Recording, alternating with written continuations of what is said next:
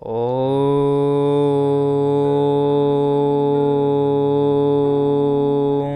नमः शिवाय नमः। दर्शकों, भक्तों, कल हमने रसपान किया था श्री शिव पुराण में शिव पुराण का जो महात्म्य है, किस प्रकार से केवल श्रवण मात्र से ही अनेक प्रकार के हमारे जो कष्ट हैं, जो व्याधियां हैं, सब नष्ट हो जाती हैं। आज हम जानेंगे कि कोई पापी भी यदि इस कथा को सुनता है तो क्या उसका उद्धार हो सकता है? यदि हाँ, तो किसने इस कथा को सुना और किसका उद्धार हुआ, ऐसी आज कथा का रसपान करेंगे। आज की जो कथा है वो चंचुला और उसके पतिदेव की कथा है। चंचुला तो धर्म को मानने वाली थी, लेकिन उसका जो पति था वह धर्म को नहीं मानता था। तो किस प्रकार से उनका उद्धार हुआ, उन्हीं की कथा इसमें वर्णित है, उसका आज रसपान करेंगे। और केवल अंत समय में भी यदि हम भगवान शिव की इस कथा का रसपान करते हैं, इसको सुन लेते हैं, तो हमें भगवान शिव का लोक, शिवलोक प्राप्त होता है, शिव तत्व की हमें प्राप्ति हो जाती है। लेकिन उस ज्ञान को हमें अपने हृदय में धारण करना चाहिए। केवल रसपान से या श्रवण मात्र से ही हमारा उद्धार नहीं होगा, उस ज्ञान को अपने अंतःकरण में भी हमें धारण करना पड़ेगा, उसके पश्चात ही हमारा उद्धार होगा। तो चलिए जानते हैं। सबसे पहले एक ब्राह्मण की कथा।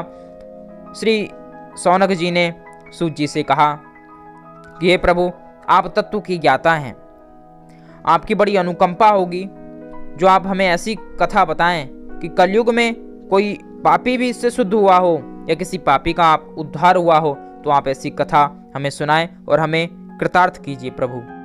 तब सूत जी कहते हैं, हे मुने, जो मनुष्य पापी, दुराचारी, खल, काम, क्रोध आदि में निरंतर डूबे रहने वाले हैं, वे भी इस पुराण के श्रवण पठन मात्र से ही शुद्ध हो जाते हैं। इस विषय को जानकर मुनि इस प्राचीन इतिहास का उदाहरण देते हैं। कहते हैं, बहुत समय पूर्व की बात है, किरातों के नगर में एक ब्राह्मण रहता था। वह ज्ञान में दुर्लभ था, यानी उसको अपने धर्म का ज्ञान विशेष नहीं था, क्योंकि ब्राह्मण का धर्म है वेदों का अध्ययन करना, पुराणों का अध्ययन करना, तो उसमें उसकी रुचि नहीं थी। दरिद्र था, कष्ट में रहता था और कुछ छोटा मोटा व्यापार करके अपने जीवन को चला रहा था। संध्या आदि जो कर्म होते हैं उनसे वह विमुख था, वैश्य वृत्ति में तत्पर था। उसका नाम था देवराज। नाम तो बड़ा ही श्रेष्ठ है, देवराज यानी इंद्र। इंद्र का ही दूसरा अर्थ है देवराज। तो नाम के अनुरूप भी हमें अपने कर्म जीवन में करने चाहिए। यदि हमारा नाम नारायण रख दिया है किसी ने, या नाम राशि के अनुसार हमारा नारायण नाम निकला है, तो नारायण के अनुरूप ही भक्ति कर्म हमें करने चाहिए, तभी उस नाम की सार्थकता हमारे जीवन में घटित होगी। तो नाम का भी एक बड़ा विशेष प्रभाव होता है। दूसरा संगति का, और तीसरा हमारे प्रारब्ध का, यानी पूर्व में जो हमने कर्म कर दिए हैं और जिनका फल हम अब भोग रहे हैं। तो कर्म, भाग्य और संगत, तो कई विषय मिलकर हमारे जीवन का निर्माण करते हैं, जिससे हमें अपने जीवन में, भाग्य में लाभ और हानि की प्राप्ति होती है। तो ऐसे ही वह बड़ा कष्ट में रहता था। उसकी बुद्धि दुर्बुद्धि थी। वह घर परिवार में कलह रखता था, दूसरों को कष्ट देता था, दूसरों का धन हड़प लेता था। एक दिन वह घूमते घूमते भाग्य से प्रतिष्ठानपुर में जा पहुंचा। वहां एक शिवालय था, भगवान शिव का मंदिर था। एक साधु महात्मा वहां बैठे हुए कथा का वाचन कर रहे थे। किनकी? भगवान शिव की कथा, शिव पुराण की कथा कह रहे थे।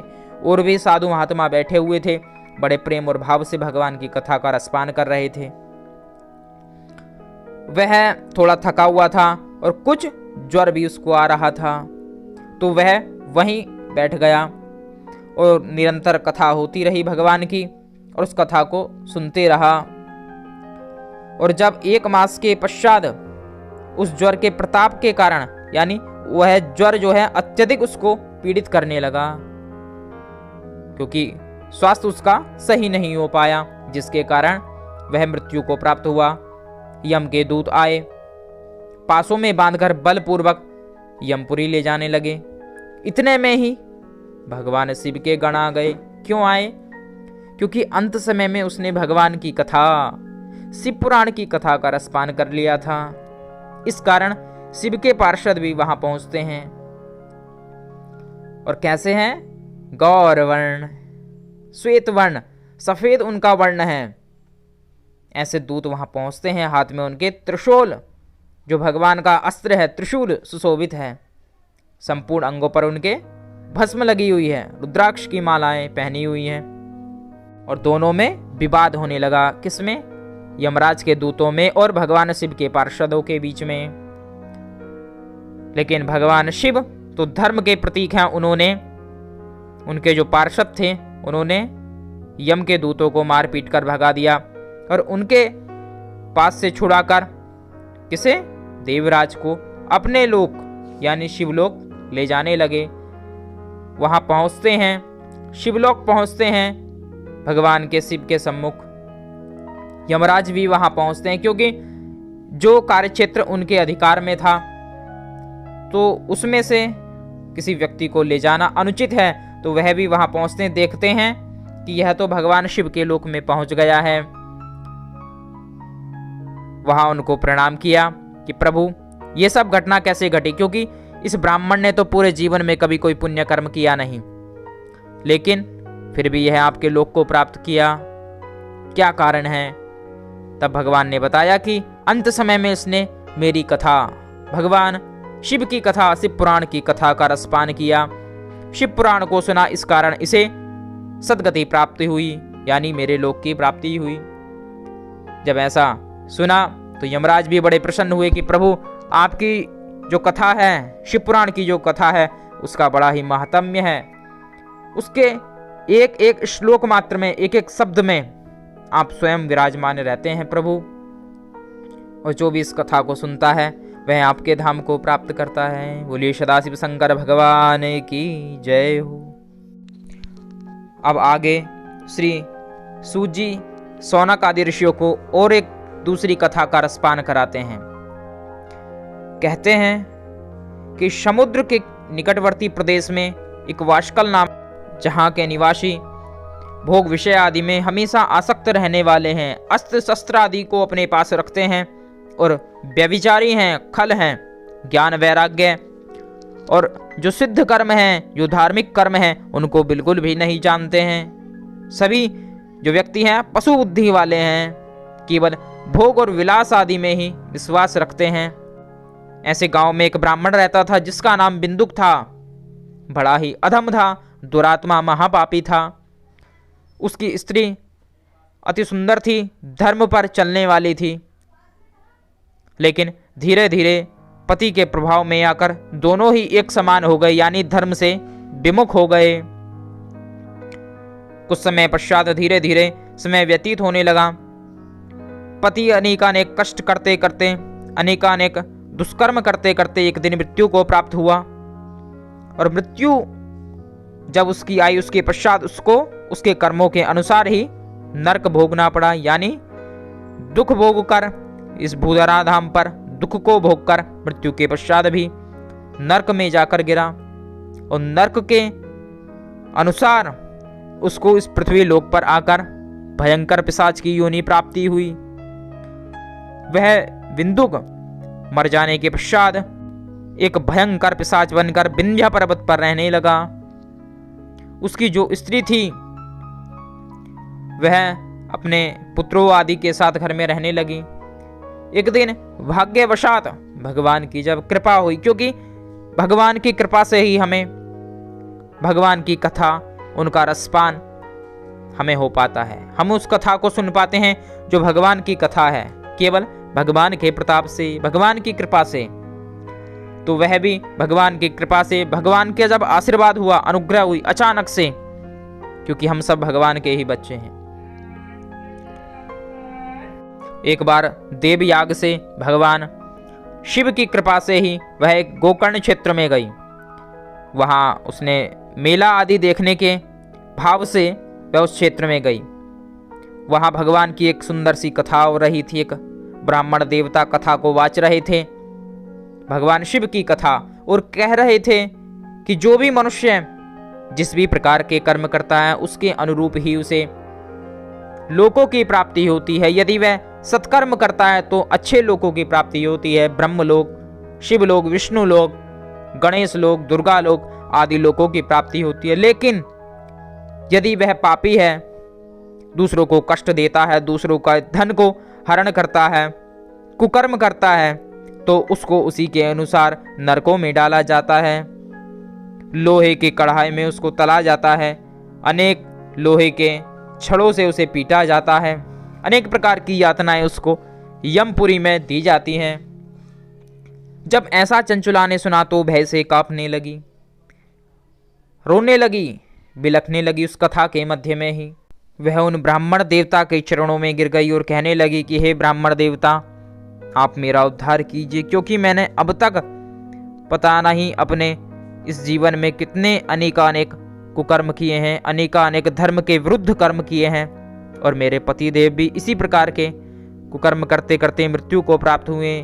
पता नहीं किस योनि में वह अब होंगे, किस प्रकार के कष्टों को भोग रहे होंगे। कृपया मेरा उद्धार कीजिए, क्योंकि मेरा जो तन है मनुष्य का तन है, और मनुष्य का तन हमें उद्धार के लिए, इस जीवन से बचने के लिए, इस जीवन का जो चक्र है, 84 लाख योनियों का जो चक्र है, इससे उऋण होने के लिए, इससे निकलने के लिए ही हमें प्राप्त हुआ है। तो कैसे हमारा उद्धार हो सकेगा? आप ऐसा मार्गदर्शन करिए हे ब्राह्मण देवता। अब मैं आपके श्री चरणों को तभी छोड़ूंगी जब आप कोई मेरे उद्धार का मार्ग मुझे बतलाएंगे। ऐसा कहकर उनके चरणों में वह चंचुला गिर पड़ी। तब वह ब्राह्मण देवता कहते हैं, पश्यतापापकृतं पापानां निष्कृति परः सर्वेषां वर्णितं सदभि सर्वपापविशोधनम्। पश्चातापेनैव शुद्धि प्रायश्चितं करोति सा यथोपदिष्टं सदभिः सर्वपापविशोधनम्। कि जो भी पाप कर्म करने वाले हैं उनके लिए पश्चाताप ही एक मुक्ति का साधन है। केवल पश्चाताप के माध्यम से ही व्यक्ति शुद्ध हो पाता है, और जब वह शुद्ध हो जाता है, सात्विक हो जाता है, तब यह साधक बन पाता है, और जब वह साधक बन जाता है तो वह मुक्ति के मार्ग पर अग्रसर हो जाता है। उसके पश्चात ही उसे मुक्ति की प्राप्ति होती है, यानी उसका उद्धार होता है, मोक्ष की उसको प्राप्ति होती है। उन ब्राह्मण देवता ने कहा कि तुम ब्राह्मण की पत्नी हो, तुम्हें अपने मन को सभी विषयों से हटाकर भक्ति में अब लगाना चाहिए, भगवान के श्री चरणों में लगाना चाहिए, और भगवान शिव की कथा तुम्हें बड़े हृदय से, बड़े प्रेम के साथ सुननी चाहिए। वह चंचुला हाथ जोड़कर उन ब्राह्मण देवता से कहने लगी कि हे ब्राह्मण, शिव भक्ति में श्रेष्ठ स्वामी आप धन्य हैं, परमार्थदर्शी हैं, सदा परोपकार में आप लगे रहते हैं, सदा भगवान शिव की सेवा में आप लगे रहते हैं। केवल आप ही मेरा उद्धार कर सकते हैं। आप महान पुण्य को जगाने वाली और मेरे सारे कष्टों को दूर करने वाली जो कथा है, श्री शिव पुराण की कथा, आप मुझे सुना दीजिए, मेरा उद्धार कर दीजिए हे ब्राह्मण देवता। ऐसा जब उन ब्राह्मण देवता ने सुना तो वह भगवान शिव की कथा, श्री शिव पुराण जी की कथा गोकर्ण क्षेत्र में वहीं सुनाने लगे, और उस शिव पुराण की कथा निरंतर सुनने के कारण चंचुला का जो हृदय था वह शुद्ध हो गया, निर्मल हो गया, भक्ति से उत्प्रोत हो गया, ज्ञान उसमें आ गया।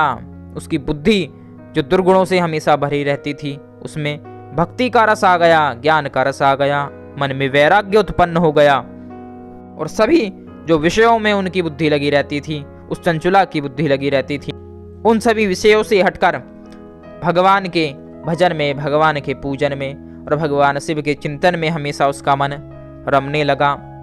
समय जब इस जीवन का उसका पूर्ण हुआ है, उसके पश्चात ज्ञान, भक्ति और वैराग्य से वह संपन्न चंचुला अपने शरीर को बिना किसी कष्ट के त्याग देती है, और भगवान शिव के गण एक दिव्य विमान लेकर पहुंचते हैं, और उस विमान में अनेक प्रकार से सुशोभित सुसज्जित वह चंचुला आरूढ़ होती है। उसको ले जाकर भगवान शिव के सम्मुख भगवान शिव के गण पहुंचाते हैं। भगवान शिव को देखा, त्रिनेत्रधारी हैं, उनके आसपास मुख्य मुख्य सभी देवता खड़े हुए हैं, गणेश, भृंगी, नंदी, वीरभद्र आदि सभी उनकी सेवा में उपस्थित हैं। प्रभु की जो शोभा है वह कहीं नहीं जा सकती, करोड़ों सूर्यों से भी अधिक शोभायमान भगवान वहां विराजमान हैं, जिनके वाम भाग में श्री पार्वती जी विराजित हैं। एक तेज विद्युत पुंज के समान वह प्रकाशित हो रही हैं। कर्पूर गौरम, भगवान शिव का जो स्वरूप है कर्पूर गौरम है, उसी स्वरूप में भगवान वहां विराजमान है। भगवान को देखकर, मां पार्वती को देखकर चंचुला ने दंडवत उनको प्रणाम किया है कि प्रभु आप इस सेविका का प्रणाम स्वीकार करें। और भगवान को देखकर दोनों नेत्रों से जलधारा उसकी बहने लगी कि प्रभु इतने पाप कर्म करने के पश्चात भी केवल आपकी एक कथा ने मेरा उद्धार कर दिया और मैं आपके दर्शन आज कर पा रहा, आपके सम्मुख में उपस्थित हूं। तब भगवान ने अनुकंपा करी है और मां पार्वती ने उसे अपनी सखी के रूप में स्वीकार कर लिया है। ऐसे भक्त वत्सल भगवान सदाशिव शंकर जी हैं। बोलिए सदाशिव शंकर भगवान की जय हो। आगे सूत जी कहते हैं कि एक दिन परमानंद में निमग्न हुई चंचुला ने उमा देवी के पास जाकर हाथ जोड़कर प्रणाम किया और दोनों हाथ जोड़कर स्तुति करने लगी कि गिरिराज नंदिनी स्कंद माते उमे, मनुष्य सदा आपके भजनों को, आपके ध्यान को जपते रहते हैं, आपके मंत्रों का जाप करते रहते हैं। आप ब्रह्म स्वरूपिणी हैं। ब्रह्मा और विष्णु आदि भी आपकी निरंतर स्तुति करते रहते हैं। आप ही संसार की सृष्टि, पालन और संहार कारिणी हैं। तीनों गुणों का आश्रय भी आप ही है और उन गुणों से विरक्त भी आप ही हैं। आप ही सभी चराचर जीवों में प्रतिष्ठित हैं। ऐसा स्तुति करते हुए उसकी आंखों से अश्रु बहने लगे। स्तब्ध हो गई, रुक गई, चुप हो गई।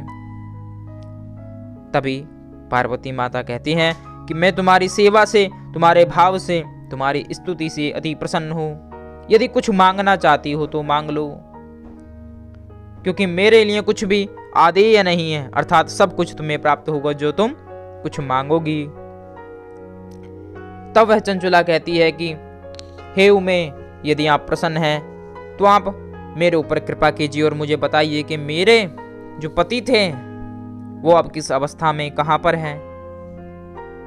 तब मां पार्वती कहती हैं कि हे चंचुले, तुम्हारे पति ने अनेक दुष्कर्म, अनेक नरकों का कष्ट भोगकर इस समय विंध्य पर्वत पर एक प्रेत की योनि में अनेक प्रकार के अब भी कष्टों को भोग रहे हैं, क्योंकि उन्होंने कर्म ही इस प्रकार के किए थे कि उनका उद्धार ना हो पाया और वह सद्गति को प्राप्त नहीं कर सके।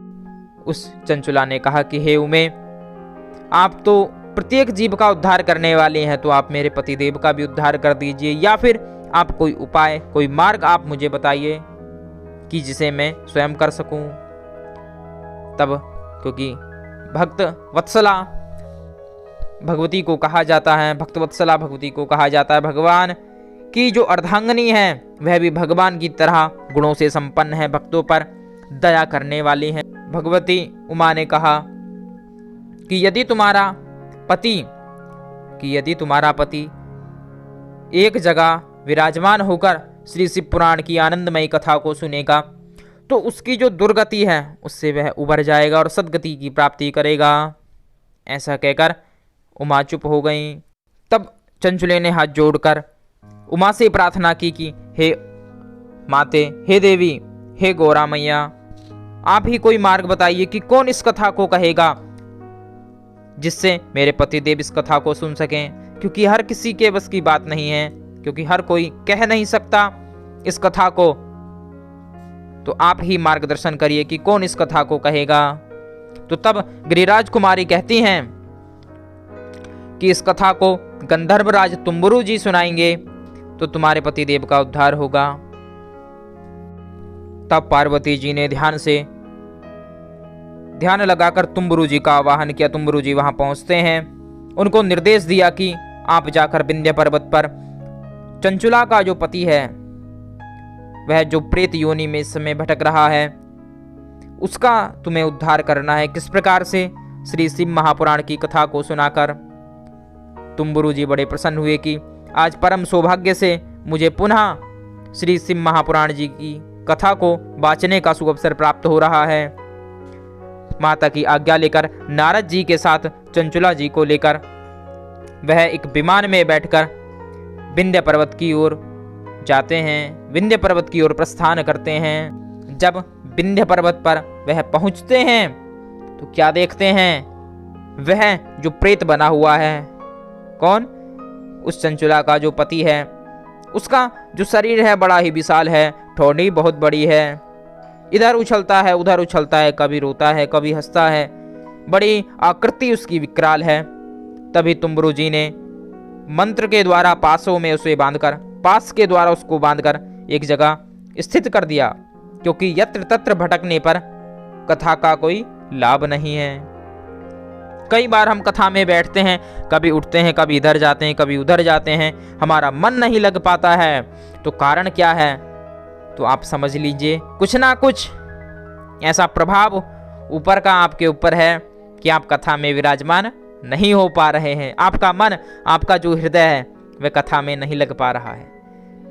तो आप भी जो है, कई भक्तजन इसी प्रकार के होते हैं कि कथा में नहीं बैठ पाते हैं, वह भी, उनको भी इसी प्रकार की उपमा दी जाती है। तो इसलिए बड़े प्रेम और भाव के साथ हमें कथा में बैठना चाहिए। तो वहाँ उनको एक पास में बांधकर बैठाकर भगवान की कथा का उत्तम गायन आरंभ कर दिया। तो सभी लोग बड़े प्रेम से भगवान की कथा को सुनने लगे, और वह जो प्रेत था वह भी बड़े आदर पूर्वक उस कथा को सुनने लगा। आरंभ में उसे कष्ट हुआ, लेकिन फिर पुनः धीरे धीरे उसका जो ध्यान था उस कथा में लगने लगा। तो वह अपने जो पैशाचिक शरीर था, पिशाच का जो शरीर उसको प्राप्त हुआ था, उसके कर्मों के कारण उसको त्याग दिया, और अंग कांति उसकी गौर वर्ण की हो गई, और शिव के गणों के सदृश ही वह भी नाना प्रकार के आभूषणों से अलंकृत होकर चंद्रशेखर स्वरूप में वहां विराजमान हो गया। भगवान शिव भी पार्वती जी के साथ वहां आए हैं, उनका भी आगमन हुआ है, और भगवान ने दोनों को बड़ा ही आशीर्वाद दिया है, क्योंकि भगवान की कथा, भगवान का संकीर्तन उन्होंने आरंभ किया था, और जिसके सत्कर्म स्वरूप उन्हें भगवान के श्री चरणों की प्राप्ति हुई, भगवान की प्राप्ति हुई। भगवान की जो कथा है, जो शिव महापुराण की कथा है, उस कथा के प्रताप से जो प्रेत योनियों को भी प्राप्त हो जाते हैं, उनकी भी मुक्ति संभव है।